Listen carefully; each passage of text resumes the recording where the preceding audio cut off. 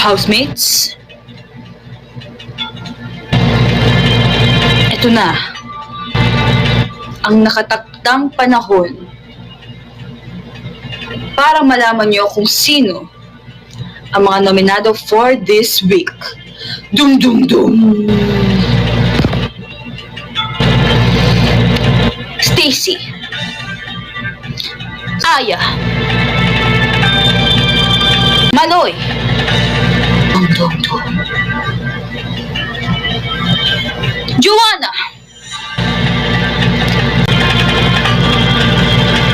ang pangalan na babanggitin ko ay ang unang magiging ligtas sa gabing ito.